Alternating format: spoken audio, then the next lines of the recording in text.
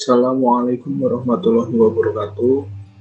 Perkenalkan, nama saya Raffi Noval Rizky, NIM 20101039 dari kelas S1TT08B. Oke, di sini saya akan mempresentasikan tentang hukum Ohm, tegangan arus, dan hambatan listrik.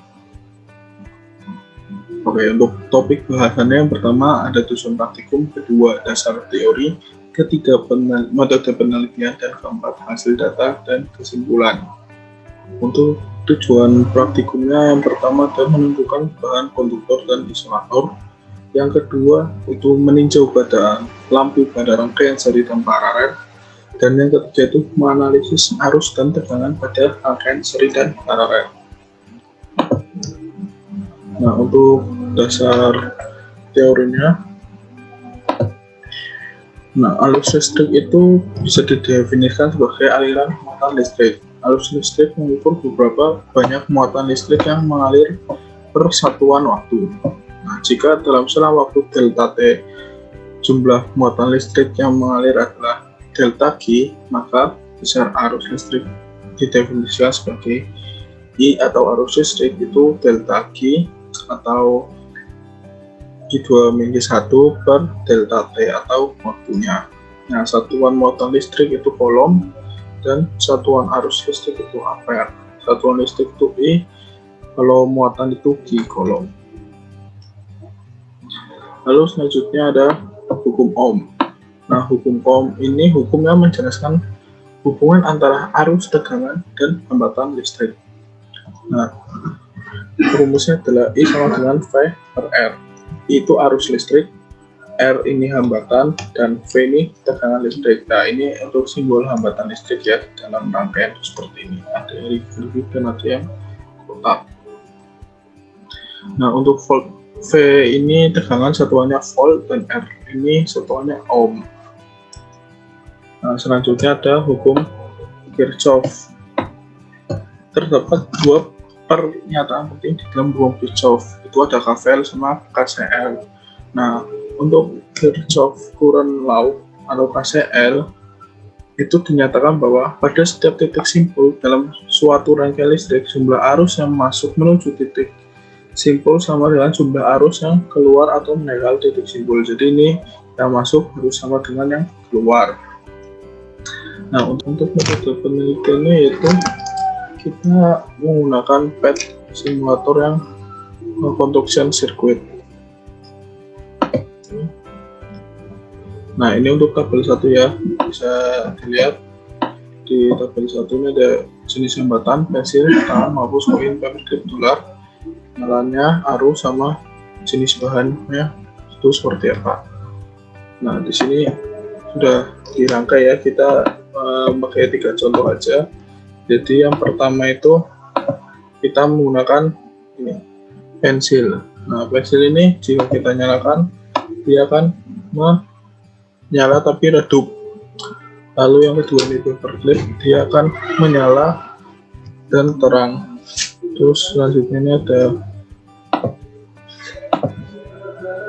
uang dolar, yaitu dia tidak menyala. Nah, pada tabel 1 itu dapat membedakan pengaruh bahan isolator dan konduktor pada nyala lampu serta arus yang dihasilkan. Praktikan itu membuat rangkaian listrik sederhana dengan hambatan berupa komponen bahan isolator, bahan konduktor, dan light bulb. Nah, yang pertama itu tadi kan pensil. Pensil itu termasuk bahan konduktor, tapi dia memiliki arus yang lemah ya, karena dia nyalanya tidak terang. Nah, yang selanjutnya itu ada paperclip nih. Paperclip ini dia nyalanya terang, berarti dia konduktor kuat. Nah, selanjutnya ada uang dolar. Uang dolar ini dia isolator karena dia tidak bisa membuat lampu ini menyala. Nah, benda bisa berjenis konduktor itu karena pada lapisan terluar atomnya itu memiliki elektron yang bergerak bebas, sehingga dapat menghantarkan listrik lebih bebas. Nah, jika benda isolator itu dia akan menghambat arus listrik karena di dalam benda isolator itu atom paling luar ya, tidak ada elektron yang bebas yang bisa menghantarkan listrik, jadi arus listrik akan tersimpan. Nah, yang selanjutnya ini tabel 2 ya. Tabel 2 ini kita membuat rangkaian seri. Nah, pada percobaan tabel 2 melakukan perhitungan rangkaian seri berdasarkan pengamatan yang didapat. Hambatan total yang sama yaitu 24 volt dengan arus berbeda. Pada percobaan 1 sampai ke 4 terjadi kenaikan dari 0,08 sampai menuju ke 0,24. Karakteristik pada rangkaian seri ialah misalkan yang dari sumber akan dibagi dengan jumlah tekanan yang dipasang pada masing-masing cabang. Sedangkan arus yang mengalir pada masing-masing cabang adalah sama. Nah, jadi pada rangkaian seri ini dia akan menghasilkan tegangan yang berbeda dan arusnya itu akan sama. Nah, bisa kita lihat ya di sini. Nah, di sini ya kita cek tegangannya. Ini sudah 38. Nah, ini tegangannya 8 volt ya, dan ini 8 volt. Ini 8 volt. Ini juga 8 volt. Ini dikarenakan hambatan ini ya nilainya sama semua. Seperti itu. Nah, untuk rangkaian seri ini tegangannya apabila dia hambatannya itu besar, maka tegangannya juga akan besar. Dan apabila hambatannya semakin kecil, maka tegangannya juga akan semakin kecil. Seperti itu. Nah, untuk perhitungan tabel 2 ini ada yang pertama kita ngitung I total ya, dengan cara V-nya itu per R total. Nah, R total itu kalau seri kita tambahkan resistornya. Jadi 300 dan totalnya 0,08. Nah, untuk I-nya dia akan sama. Ini percobaan 1. Terus V1, V2, V3-nya dengan rumus ini. V1 sama dengan I1 kali R1. V1 sama dengan 0,08 dikali 108 volt. Terus yang kedua ini juga 8 volt dan yang ketiga ini juga 8 volt.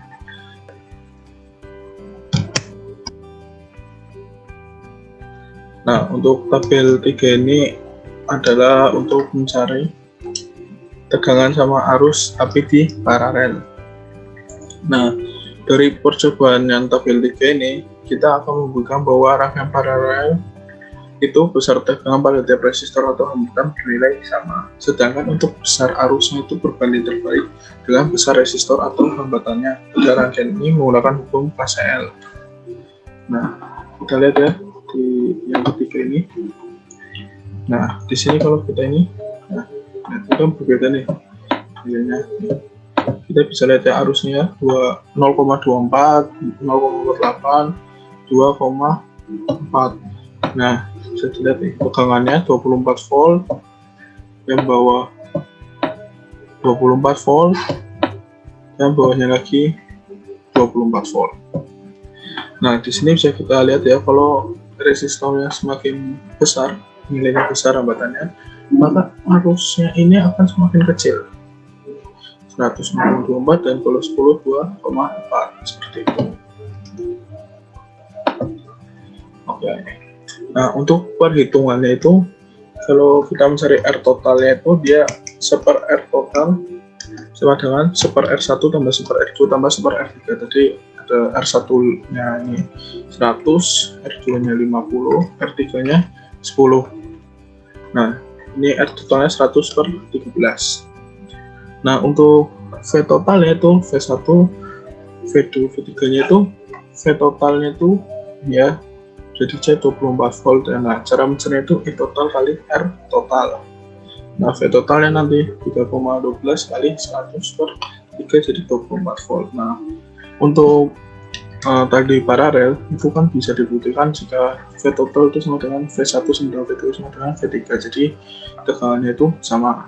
Nah, untuk mencari I-nya I total itu carinya tuh V totalnya per R total atau hambatan total dari hambatan total 100 per 12 sama V-nya 24. Nah, I totalnya tuh 3,12 ampere. Nah, untuk mencari I1-nya tuh V total per R1.